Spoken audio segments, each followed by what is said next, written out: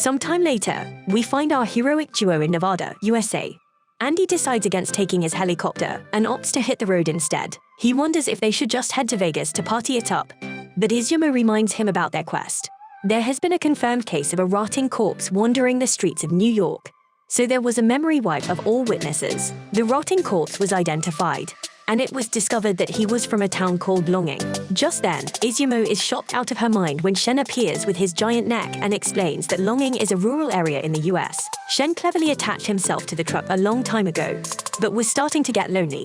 Izumo begs him to come inside, which moves Shen to tears, so he can enter the van. Inside, Izumo wonders if the rotting corpse in New York really has to do with the guy they're hunting, named Spoil. Shen defines the word spoil as when something decays or rots away. He has no clue why it traveled 4,000 kilometers to get to New York, but he is sure that the enemy they are looking for will be Longing. The Yuma spoils his legion of homemade zombies. Izumo is terrified, but Shen explains that their investigators scoped the town ahead of time and sent him an audio clip from when they set up a barricade. She wonders if the investigators made it out okay, but she becomes even more terrified when he doesn't answer. Instead, he just plays the horrifying audio clip. In it, the investigators encounter the Walking Dead and become frantic when they start coming after them. The investigators tried to fight back, but they were overwhelmed. They can be heard screaming in agony just as the clip is cut off. Izumo is left shaking in fear, and Shen wants to hear Undead's opinion on the situation. Shen points out that Andy will have to go all out against this enemy, or they will lose. But Andy isn't the least bit afraid. That night, Shen can tell that Izumo's having a hard time sleeping, so he tells her not to worry since he and Andy will take care of Spoil. However, Izumo reveals that she wants to help. Shen assumes that it's to earn points to help Gina's cause, but that isn't it. She actually wants to help because of the reward they will get from capturing Spoil. The reward is the location of the Yuma, known as Unrepair. Izumo hopes that this unrepaired person might be able to give them a clue that will help Andy finally die like he has always wanted. Izumo wonders why Shen is there, but remembers that he was forced to do so by Andy. Shen acknowledges that that was part of it, but he actually has another reason.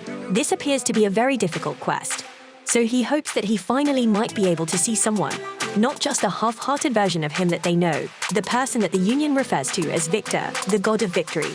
The next day, they arrive at Longing, which has been barricaded. Shen and Izumo agreed that they should proceed with caution, but our boy Andy has noticed that there is a wall in the way, which makes them a nice little entrance with the rocket launcher. This, of course, attracts all the zombies, and when Shen points out that that wall was supposed to contain them, Andy closes his window and asks Shen if the zombies can be reverted back to human form. It's impossible for them to become humans again, so this just excites Andy, as he doesn't have to hold back. Andy tells Izumo to brace herself and use the immense power of the big truck to run over the horde of zombies.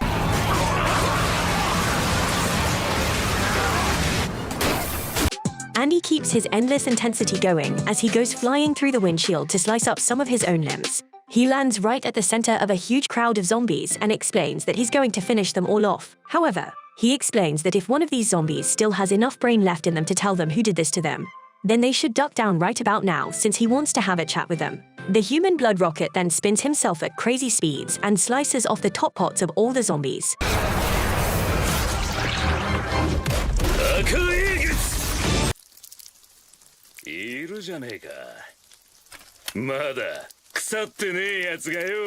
However, Andy sees that one of them actually ducked down, and he's glad to see that not everyone has been completely spoiled. Andy has this one zombie hilariously follow him to the truck and tells his team that all they have to do is have her lead them to Spoil.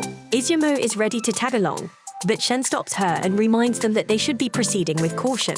Shen asks if Andy has any experience fighting Yuma, but our absent-minded hero can't remember fighting any. Shen explains that Yuma are different from negators like themselves. Yuma are the very rules themselves. It's common for them to suddenly ensnare people without thought or reason. Shen then reveals that his ability activates when he looks at his target from a certain distance. Izumo's body activates when she makes physical contact. Shen assumes that, knowing Andy, he was simply planning to figure out how Spoil's ability worked amid combat. However, that is a terrible idea against Yuma. Shen then shockingly reveals that it's very likely that the Yuma has already activated its ability. Most Yumas will impose the rule on anyone who steps within their range, with no exceptions. Andy apologizes for putting them in unnecessary danger, which actually surprises Thickneck. Andy explains that he doesn't feel anything different, but the zombie and Clothy both point out that he has something written on his stomach. Andy causes a lot of pain to Clothy when he rips apart his shirt and reveals that there is some sort of countdown on his body. Clothing is kind of a jerk, as he laughs at Andy and says that he is as good as dead now. Izumo and Shen are free of any marks, so Shen determines that Andy must have landed straight in the center of the spoil's target area. Izumo is super worried about him and frantically tries to think of what they should do. Andy is totally fine. We're just waiting around till spoil's time runs out to death. His loyal teammates freak out, but Andy explains that if something this small could take him out, then he would have been dead a long time ago. A while later, Andy's countdown reaches 0, and his arm starts rotting. Luckily, he's able to regenerate it, but it instantly begins rotting again. Shen determines that it's a pesky continuous effect type, and we see that Andy's face is beginning to spoil as well. It's clear now that the moment someone sets foot in the town, spoil curses them. When that person hits the curse's time limit, they automatically get zombified. This quest is proving to be quite difficult, especially since their only lead is to bring the zombie that is lacking communication skills. Just then, Andy is somehow able to understand what the zombie is saying, and she tells him something about what she wants in exchange for information. Andy tells his team the good news, but then shocks them as he picks the zombie girl up. Izumo wants to know what he's doing, so Andy reveals that he's going to get married to the zombie. He assumes that he can understand her because he is half zombie now, and he explains that this is the only way she will tell them where spoils are. Our boy Andy is a real stand-up guy. As he asks Izumo if it's okay, he explains that if Izumo considers it cheating, then he will turn down the zombie's proposal. Shen can't believe the ridiculous situation, and he points out that it could be a trap. Izumo is having a great time and actually encourages Andy to walk the zombie girl down the aisle. Shen tries to stop him, but it's too late. Andy is already on his way to find his bride to be a wedding dress. Before he leaves, Shen reminds him that they're only supposed to capture their target. If he kills Spoil, then they will fail the quest, and they don't get any do-overs. Just then, Izumo notices some kid pop out of the ground like a mole, and he freaks out when he sees adults. Shen finishes up yelling at Andy by telling him to contact them when he finds Spoil, and he doesn't even notice when Izumo runs off after the boy. It's clear that Andy didn't listen to a single thing he said, so Shen asks his dear disciple Mua for the strength to go on. Underground, Izumo goes after the boy and tries to tell him that she is not a zombie. She wonders why the boy is zombified, but doesn't think for long as she determines that she needs to save him. Shen eventually finds her and points out how similar she is to Undead, since neither of them consider the consequences of their actions. Shen wants her not to go further since they are in Spoil's range, and he assumes that the boy will be zombified.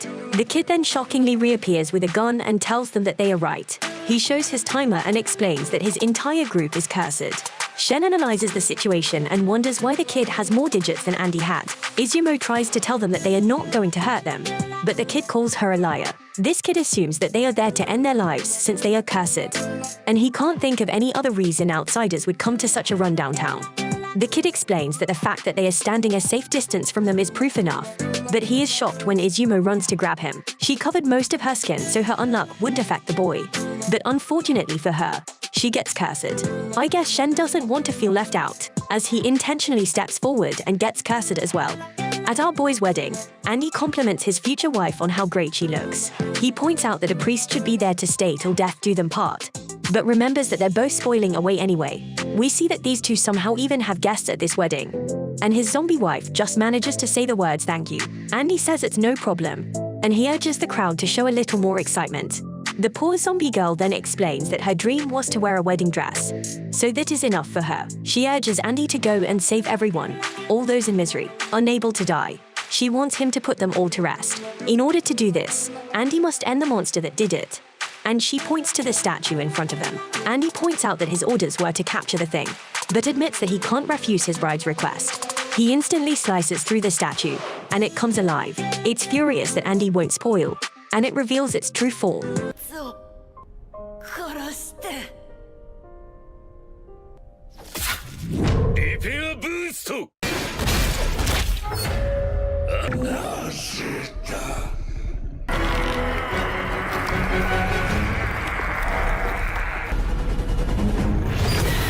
A giant monster. This thing is a spoil, and it destroys the entire building. Andy isn't harmed, and he calls the zombies fools for protecting him. He thanks the zombies and gives Spoil a taste of his parts. Bullet hammer attack. The attack uses a bell to knock the monster back and also makes a loud ringing noise. Andy keeps attacking it with the bell and calls out to all the zombies. He tells them that if they want revenge on the thing that spoiled their bodies, then all they need to do is follow the sound of the bell. Swarms of zombies do exactly that, filling every path towards the monster. Andy gives a smile to his bride as he takes out the sword from his back, and he prepares to complete the quest. Back underground, Izumo introduces herself to the boy named Ken. Ken is the oldest in his group, so he feels like he needs to be strong for all his little friends. Izumo explains that they are from Union and they're there to help the little kids, so Ken tells her what happened. Just 1 week earlier, a dark ball appeared in the middle of the city and started speaking. Some floating head thing took a liking to the place because it seemed like it would be easy to spoil. It decided to start with the people first, so numbers suddenly appeared on everyone's stomachs. Everyone began turning into zombies. So Ken's teacher, who we see as Andy's bride, brought them to safety. She left the kids underground, but they were all worried about her. She told them not to worry, even though we see that she was already infected. She told them that she wasn't going to die until she found a great guide to walk her down the aisle. Being the good teacher she is, she told the kids to never forget their dreams, and she bid farewell to them as she was clearly beginning to spoil. Ken is pretty traumatized, but he goes to check on the little girl named Mai as she is crying. Mai's countdown is nearing 0, so Ken does his best to assure her that everything will be okay. He reminds her about her dream to become a florist, and she remembers that she wants to sell sunflowers. Those are the same flowers that their teacher loved, and Mai just wants to give their teacher lots of sunflowers as a surprise. Surprisingly, Mai's countdown, instead of hitting 0, goes way up instead. Ken points out that he told them what happened and just now showed them how to raise the countdown. So now he wants Izumo to help them. Izumo promises to do so, but they begin to hear that something big is happening above them. It's Andy, and our boy is busy slicing up spoil.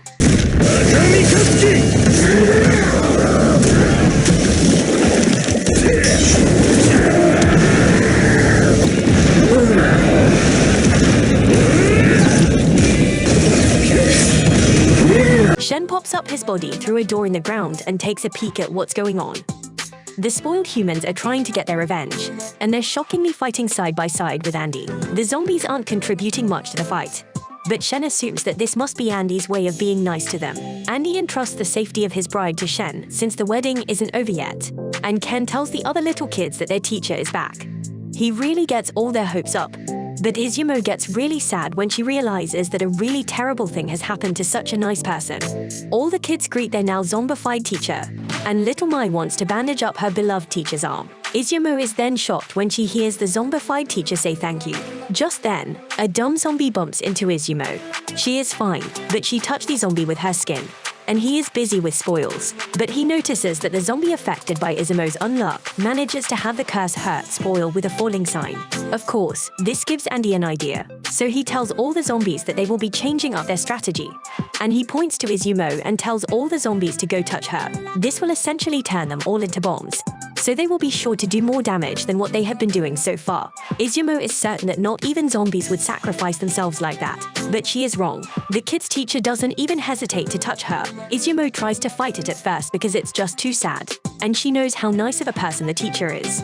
But she eventually understands that the teacher is willing to sacrifice herself for everyone, so Izumo touches her. Ken just sees his beloved teacher running into danger, so he tries to stop her, but Shen just uses his ability to stop him instead. Izumo warns that her Unluck is coming, and it's going to be a big one. Andy watches it all and points out that he always knew she was the perfect bride for him. The teacher sadly lets out a scream of determination and imagines sunflowers all around her as she makes her way to Spoil. Spoil takes a hold of her, and no one can bear to watch. The big, dumb monster falls victim to Izumo's Unluck as it trips and falls right on top of a gunpowder shop. The explosion is huge, and we sadly see that the teacher's wedding dress is burned away. Ken calls out to his teacher, but it's not safe as the fight is not over. Spoil is getting weaker, so Andy unites everyone by telling them it's all of them versus the monster. Izumo refocuses and tells all the zombies to come and get some of this Unluck. The large crowd stampedes past her, and she does her best to touch as many zombies as she can, applying Unluck everywhere. Shen has the kids wait in their little hole and sees that Izumo is hard at work, applying her Unluck. Their plan seems to be working as spoils get bombarded with bad luck, and Andy encourages everyone to keep up the intensity. Things are going pretty well, but Shen reveals that there is a problem. Both he and Izumo ended up cursed, and they need to resolve the issue quickly. Annie is pretty upset, But Izumo begs Andy not to blame Shen since it was her fault for rushing out. Andy determines that they have no time to capture Spoil, so they have to end its life instead. Shen hates the idea since that would mean they failed the quest, and everyone would be furious with him. There is no time left to talk, as Izumo goes airborne when Spoil begins, inhaling everything in the city. Luckily, our boy is the human blood rocket, so he gets them out of danger. But the same cannot be said about all the poor zombies. Spoil has consumed it all, and it does a transformation thing where it reveals its next form.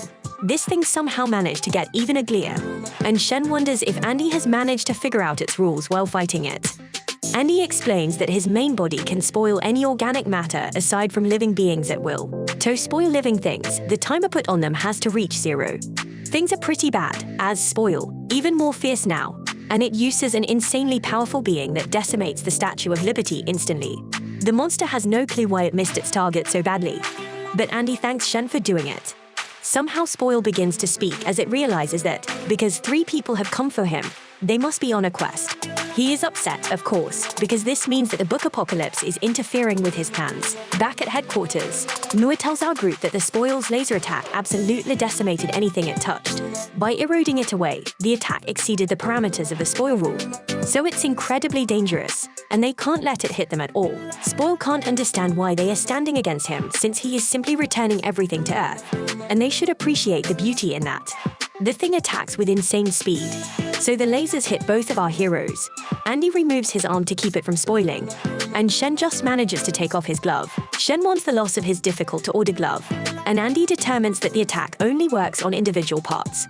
If it hits a live body, it's instant game over. This means that dragging the fight out will put him at a severe disadvantage. Andy decides to make it quick, but he is shocked when his body begins to spoil before even touching the thing. Spoil knocks him right out of the air and pummels him into the ground while taking a beating.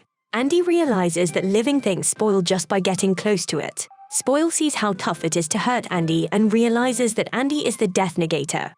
This is, of course, annoying for Spoil, but he is not concerned. Spoil states that given the rate of its decay in its second form, it doubts that Andy's regeneration can keep up. Spoil leaves Andy to rot away and turns his attention to Izumo and Shen. Spoil talks like the typical psychopathic bad guy and tells the two that they should be grateful. Spoil says that his birth has brought with it a beautiful circle of life, and they will have the pleasure of indulging in it while they are still alive. Things are getting pretty intense, but Shen gets an idea and starts running away. He tells the others that he's just stepping away for a second, but Spoil says that running away is futile. Even if Shen runs far beyond its area of attack, the timer will remain. Spoil continues its crazy talk by saying that the world before its birth was so stagnant that everything grew uglier and uglier without decay. So he brought about change in the form of Spoil. Thanks to him, living things started fighting to remain longer. They used their brains, and they grew from them. This thing is kind of starting to make sense, and he explains that it's a necessary rule. Spoil points out that humans are the only beings who reject him, labeling him as an evil entity. As these two have a nice little chat, we see that Annie is trying to recover. Spoil can't understand why he is rejected by them, and he points out that humans get so attached to a body that won't even last a century on its own. Izumo has an answer for this monster and says that it's because humans have dreams. People simply live with the bodies they were born with and use them to accomplish their dreams. Izumo is defiant now and says that she's not going to let some rule that it made wreck any of that. Even if her body were to spoil because of him, she would have a dream because of that. Her heart will never spoil away. Izumo's dream is to become a normal girl and live her life to the fullest. Until that happens, she will never give up. Revealing her dream causes the timer to go up drastically, and Spoil has no clue what is going on. Izumo rushes off to Andy, and Andy admires how sick what she did was. Shen returns to praise her as well, and we see that he went to get his staff. He then gives Spoil a powerful smack on the head. Shen reveals his dream to become the greatest in all of creation. His number reaches 10,000 and begins climbing even higher. Shen gives Spoil a good whack to the head, but Andy warns him not to get too close or he will begin spoiling. Shen isn't worried at all, since he realized that Spoil put his face really close to Izumo earlier and nothing happened. This means that its spoil field only surrounds its body, and he is weak when he extends his head. That's okay, since Shen has a staff called Neo Kinko that is able to extend. Andy wishes he would have used it sooner, but Shen explains that he only realized he could use it thanks to Andy. This bow staff was excavated in China and can expand and contract at will.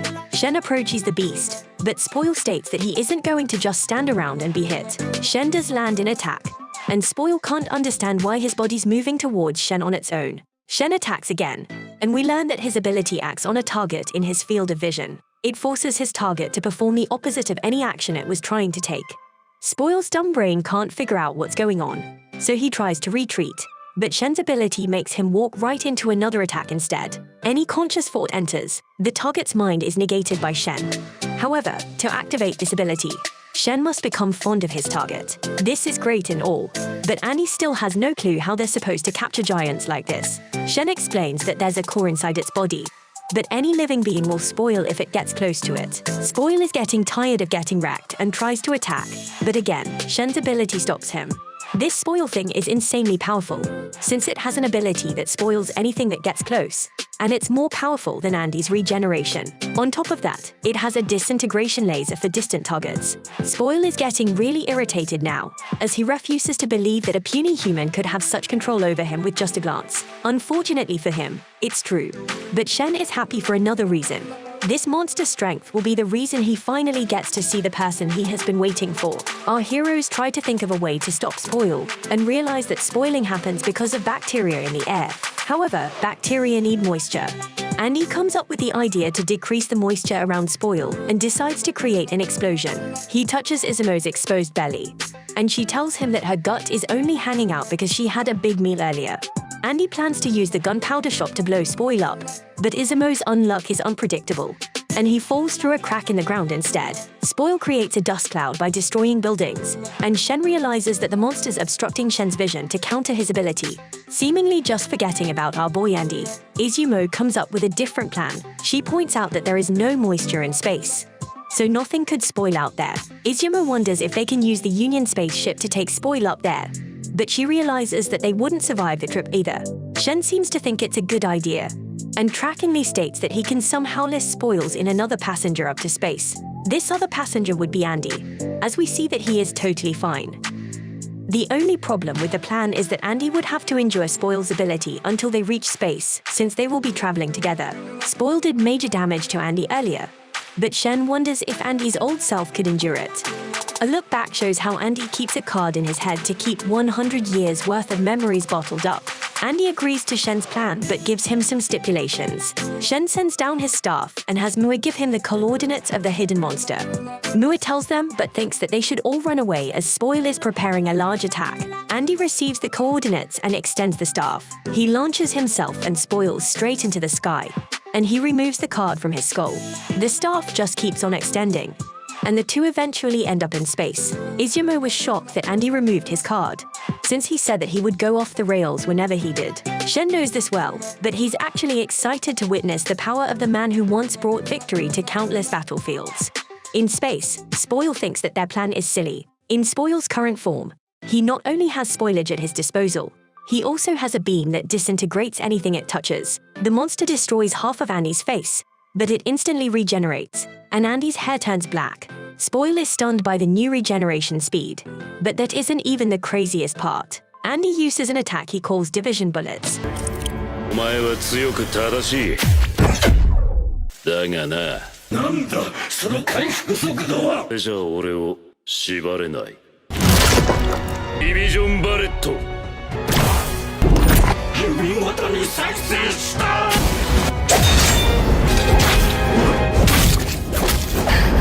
His normal finger bullets regenerate into more Andys. Spoil has no clue what is going on, but the fight is instantly over as Andy's clones decimate him.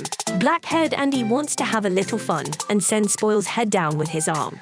Back on Earth, Moi has made some preparations. Shen tells the kids to walk in a certain direction so they can get picked up by the organization. Shen and Izumo still have work to do there, so he leaves the protection of all the kids to Ken.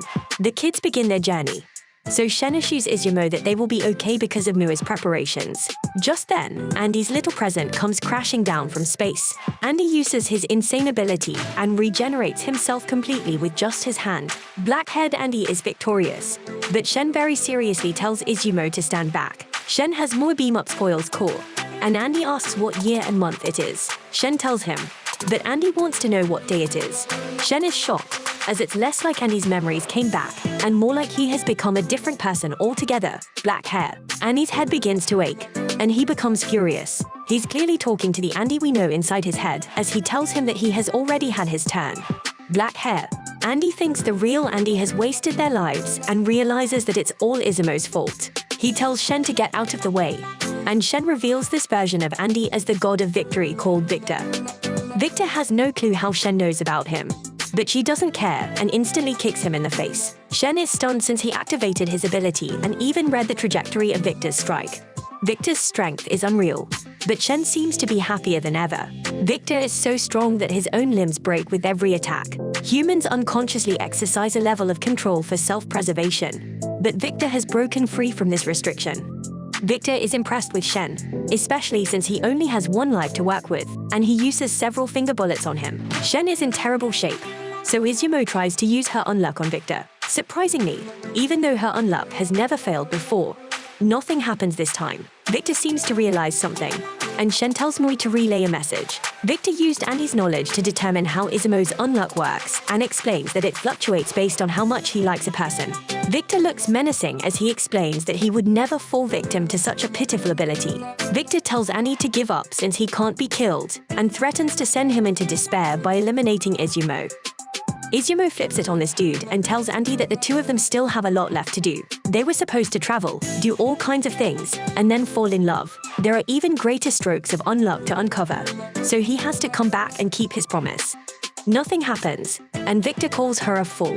He explains that rules are absolute and things won't change no matter what happens. Shen interrupts his little speech and points out that humans have immense potential. He concedes that he has lost, but he is sure that this fight will make him stronger in the long run. Shen would like to fight more, but unfortunately, he is too weak now. He proclaims that all that is left for him to do now is hurry up and honor his two promises that he made to Andy. Shen spins his body at ridiculous speeds and announces his first promise to protect Izumo. He lands a powerful attack, but he knows in his mind that he is, at best, just stalling for time. Shen's other promise to Andy was to defeat him. Shen won't be able to do it himself, but the sky breaks open, and we see that he called on the other members of the Union.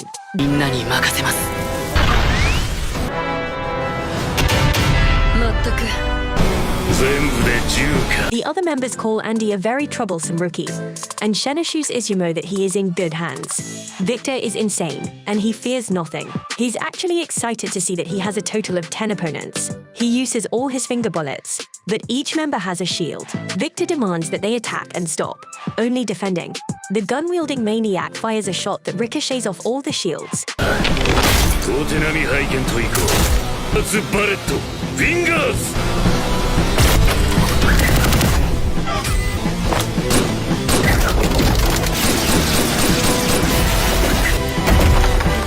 And Victor realizes that this was their plan. Victor boats it all up and gets even more excited. Nico slices him in half, and Victor is surprised when he can't regenerate.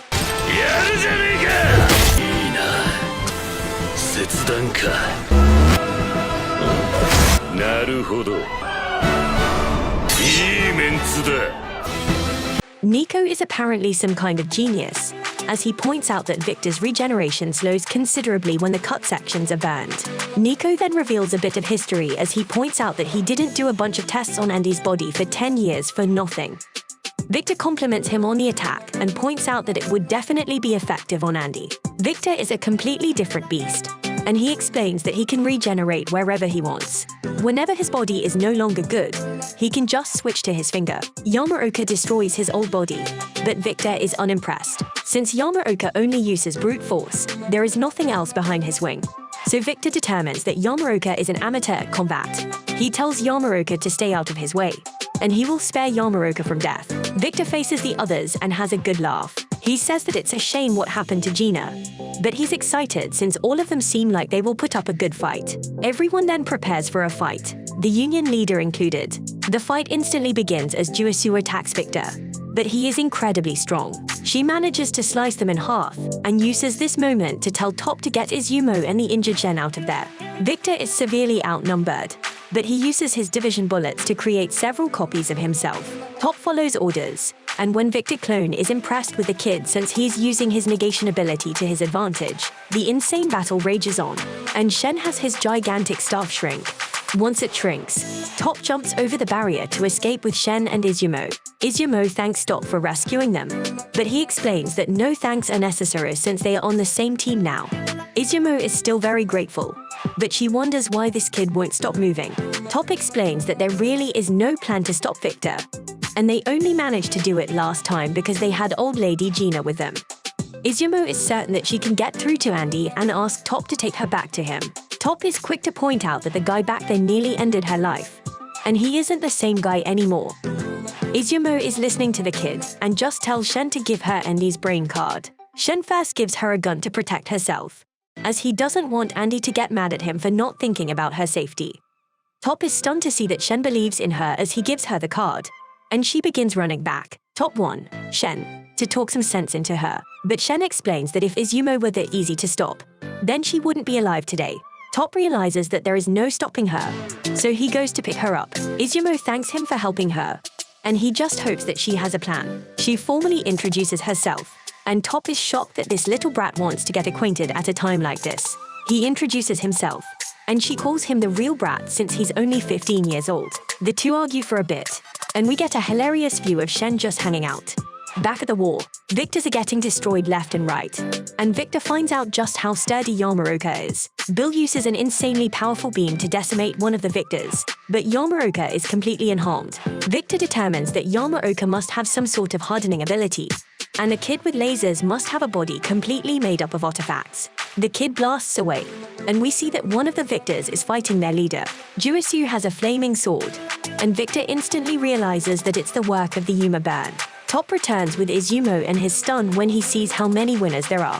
Izumo had no clue he could even do that, but Top says it's a huge problem. They can't even tell them apart, and there's no way to tell which one is the main one. Victor is challenging every single union member, but Izumo somehow determines that the one fighting the boss contains the real Andy. Top says he looks just like all the others, but Izumo points out that he is the only one with a katana. And besides that, she can see remnants of clothing on him, so she tells Top to take her to him. Victor is busy fighting the boss, but is instantly stunned when Izumo jumps on him. Everyone else is stunned as well, since Izumo decided to go skin to skin with him. The other Victors burst, but Top still has doubts about her plan. Izumo simply says maybe it might work, and we see that Top still can't stop moving. Everyone is just spectating now, and Izumo explains that if she stays latched onto him in this way, no matter how much she dislikes him, a big stroke of unluck is sure to come eventually. Once he gets nice and weak, all she will have to do is stick the card back into his brain. Juisu once set a time frame for how long it would take, but Izumo has no clue. She has never clung on to someone she has hated for so long. If it were Andy, then the stroke of unluck would come quickly.